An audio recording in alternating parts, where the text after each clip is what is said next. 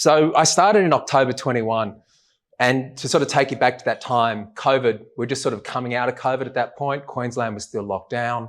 So the head office was in Brisbane. I still hadn't had the opportunity to get up to Brisbane. It was an interesting time.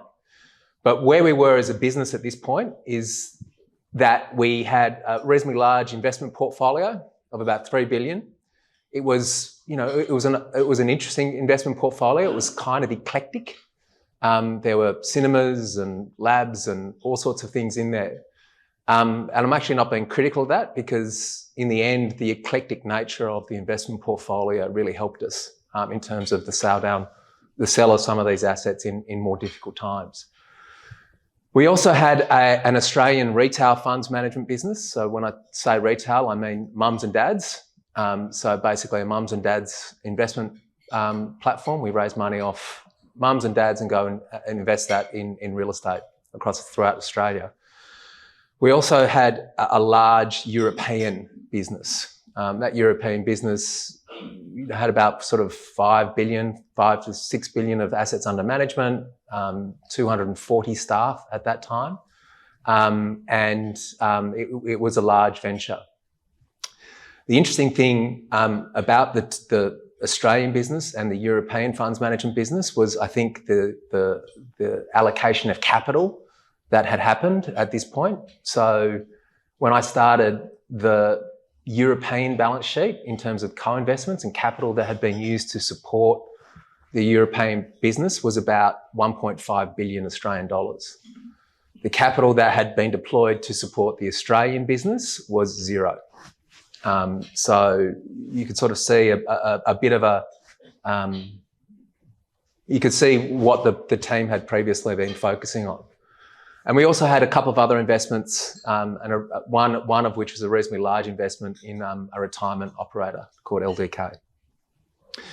So the first thing really that became immediately clear was what we needed to work on was firstly the strategy focus, or the lack of strategy focus. What was Cromwell? What did it want to be? Did it want to be a fund manager? Did it want to be a canny stock picker? Real estate trader?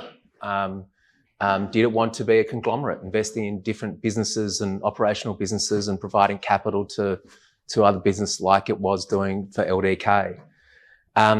That was the first thing that we needed to work on. And the second thing that was also immediately clear was gearing. So gearing at that time was sort of certainly sector high.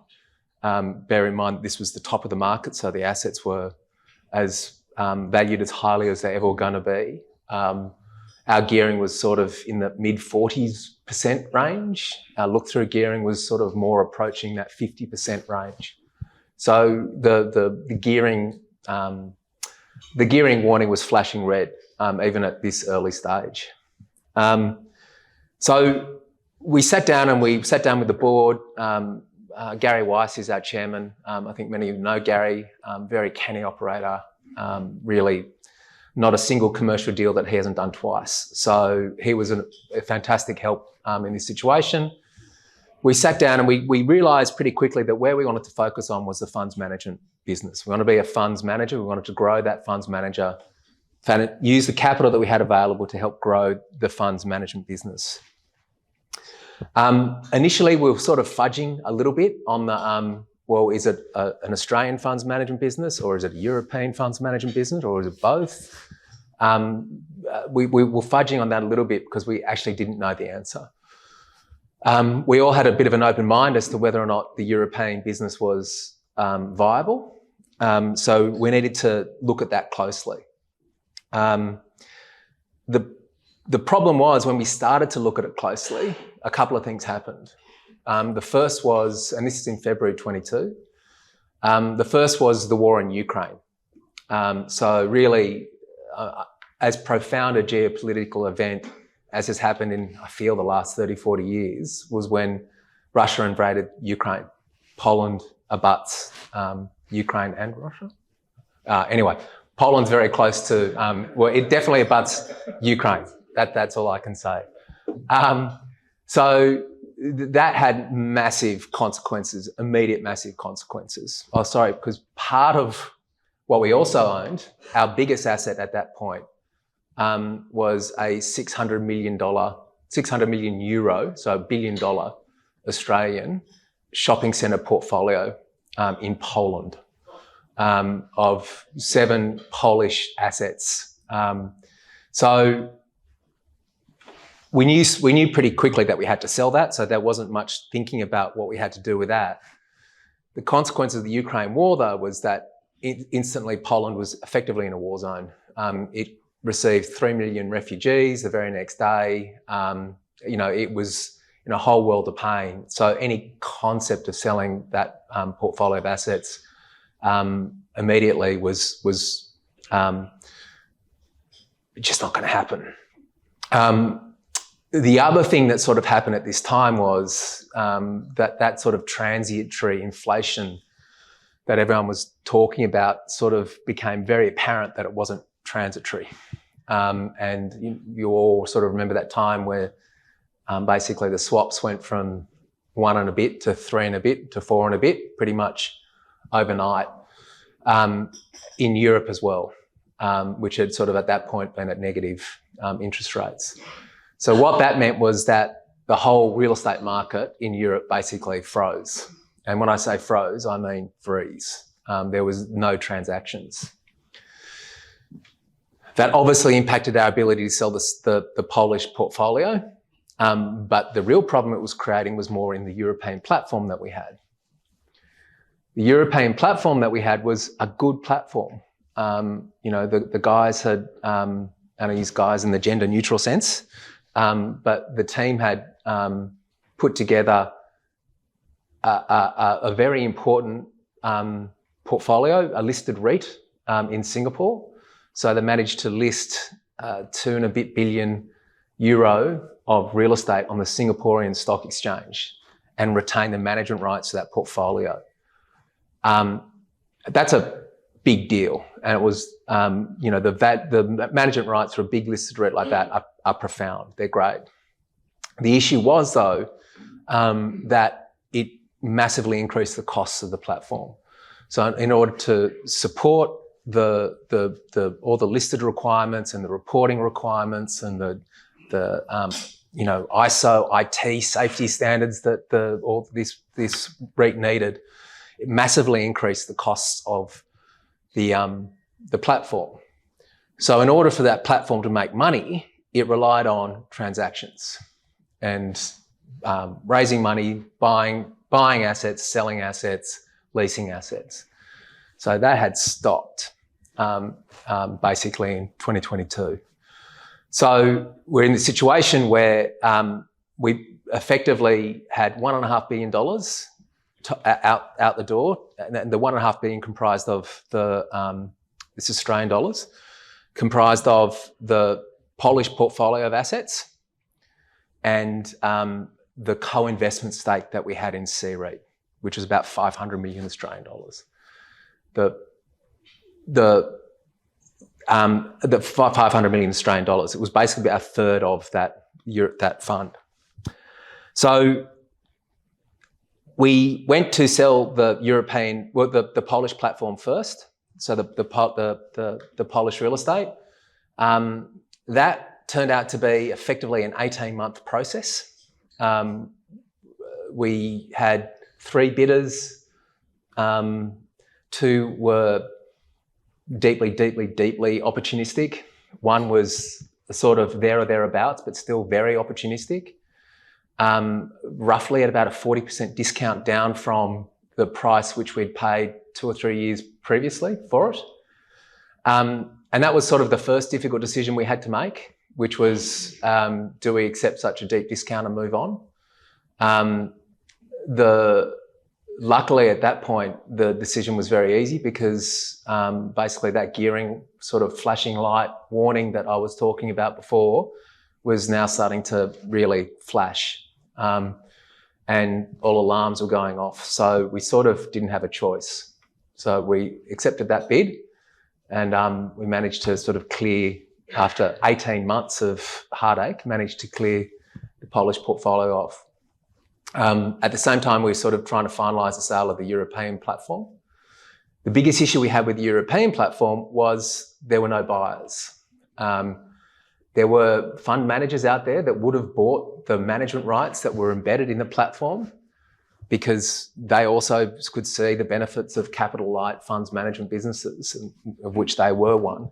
The issue was the $500 million co-investment stake in the C-REIT. No, we couldn't find anyone that wanted the management rights and could also afford, a cheque for the C-REIT co-investment stake. And like with all these things, we appointed a couple of advisors. We, travelled around the world, speaking to all sorts of people, trying to find someone. And we came up with no one. But then one day we just got a phone call from someone. And they said, we have a buyer. It was completely, we all rely on a bit of luck. And this was certainly a lucky moment for the business because they ended up coming in and paying really a pretty good price. So they paid a premium for the C-REIT stake from where it was trading at that point, and they ended up paying 50, 60 million sort of Australian dollars for the management platform itself. So we ended up bringing back about $450 million back to the platform. So in that time as well, we were selling all of the real estate that we could and everything that we could in Australia. We sold our investment in the retirement village. We were dealing with our peculiar or sort of left of centre assets that we had in our portfolio. The interesting thing was that we were able to sell all of those kind of at about book, primarily because we were one of the first people to really start selling.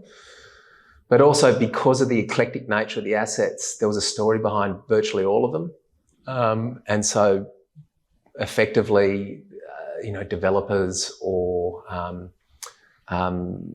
family offices, we basically got kind of lucky as well there, and we managed to clear that sort of non-core investment assets reasonably quickly. So at the end of this, and it ended basically Christmas Eve at 4:24. So that was a good Christmas Eve. We had sold $1.6 billion of assets. And just to give you some context I mean, obviously 1.6 billion is a big number, but to give you some relativities, our current gross assets are 2.4 billion. So really, we've sold 2/3 of effectively our current book gross asset value. So it was a big sale program, but it's over. And just to sort of, I probably did have slides, I probably should have clicked them up. This was really sort of graphically representing the sale program that we went on. And it was a lot. It was a lot of work. Every single sale had a story. Every single deal had risk, but we managed to get there. So where are we now? I'll first sort of click on. Can I take this off? Yeah, I can. Great. The simplification process and the resetting of the business is really complete. Where we've really worked our way through the debt pile. Our gearing's at 29%. Now that may creep up a little bit as the sort of the final valuation falls of what the cycle that we've been going through come in, although I feel that that's over. But so we're very stable. We have $2.3 billion or so of assets. We have a strong investment portfolio, and we have a clear strategy. And basically, what we want to be is an Australian capital light investment manager. What that has effectively a diverse business across capital relationships as well as asset classes. So what sort of capital are we looking for? We have a good reputation in the retail space, the mums and dads business. Unfortunately, I think that business is going to be a little bit difficult for the time being. It's really struggling to compete with some of the other investment products in the market at the moment. Private credit is really dominating, and also just cash accounts. But we still want to play in that space. What we really want to focus on is the wholesale market, the family office markets, etc., and also the institutional market. What we have to offer, particularly to those two classes of investors, is the ability to co-invest. We have money. Our balance sheet our gearing is low. We also have assets, and we can use those assets to seed and to fund, if you like, investment strategies for the investors. We also want to play at this point just in the traditional asset classes, so retail, industrial, and office, and various sub-themes in each of those asset classes. We're steering a little bit clear of the alternates, including living, primarily because it's just a very crowded space. There are a lot of operators in there and a lot of capital all chasing the same thing, and we just don't feel that we have anything of a competitive advantage to sort of lean on in those spaces. The growth strategy is really sort of twofold. There will be organic strategies where we basically develop our own products and raise capital and grow through that means, be it in office, industrial, retail, wholesale, institutional capital. But the other one, which is we're going to focus on a lot, is inorganic. There are a lot of, I think, unlisted real estate groups in the country that are at an inflection point. They've got a lot of their own capital tied up in the products that they provide. They can't get liquidity. Often their family businesses, generational change. And so we see a lot of opportunity to basically buy those smaller operators and aggregate them together. And so that is where we think the growth story in Australia will be, through that organic and inorganic means, using the balance sheet that we've worked so hard to clean up and to simplify.